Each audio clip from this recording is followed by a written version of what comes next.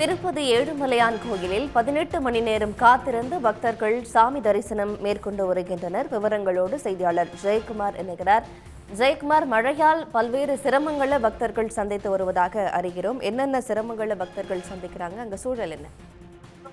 திருப்பதி ஏழுமலையான் கோவிலில் புரட்டாசி மாதம் 3வது சனிக்கிழமையொட்டி பக்தர்கள் கூட்டம் அதிக அளவில் காணப்படுகிறது.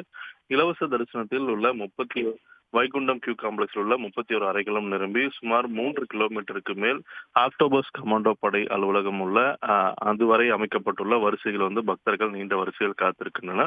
தொடர்ந்து மழை பெய்து வருவதன் காரணமாக மழை இருந்தாலும் வரிசையில் தொடர்ந்து பக்தர்கள் காத்திருக்கக்கூடிய நிலை ஏற்படுகிறது. இதே போன்று மலைப்பாதையில் நடந்து வரக்கூடிய மலைப்பாதையிலும் தொடர்ந்து மழை நீர் வெள்ளமாக பெருக்கெடுத்து வரும் நிலையில் அந்த பகுதியிலும் மழை நீரிலேயே பக்தர்கள் நடந்து செல்லக்கூடிய நிலை தற்பொழுது ஏற்பட்டுள்ளது.